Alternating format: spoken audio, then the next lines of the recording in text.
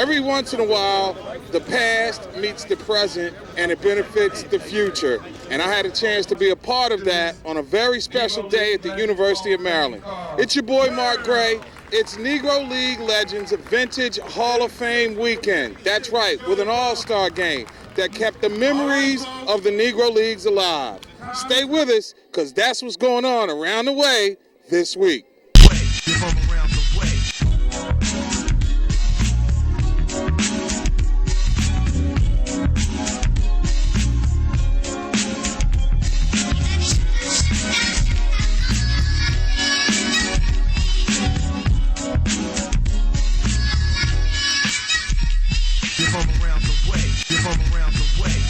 The 2010 Vintage Negro League East-West All-Star Game honored the Baltimore Elite Giants.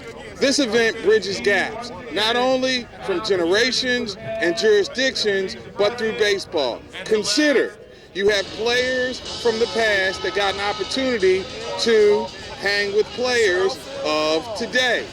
Those youngsters who may not know a lot about these players still were overwhelmed and honored by the opportunity to meet guys who laid the foundation so that they could compete in America's national pastime. And coming back and seeing all these brothers and even some, we're diversified here. So it's nice to see us all coming together and playing as one.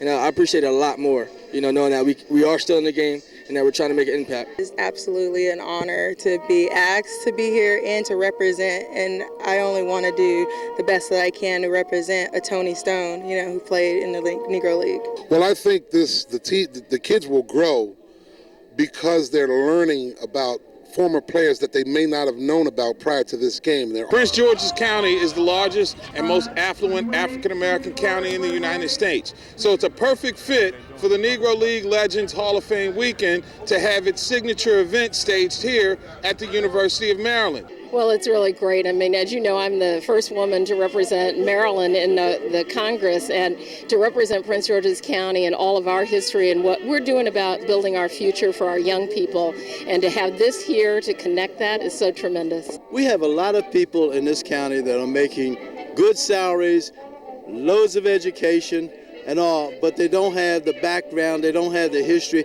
it wasn't carried on. So having it here, when there's so many of us here, it helps to preserve all of that. In the end, it was the West who held on for a thrilling 11-10 victory, but that was only half the story.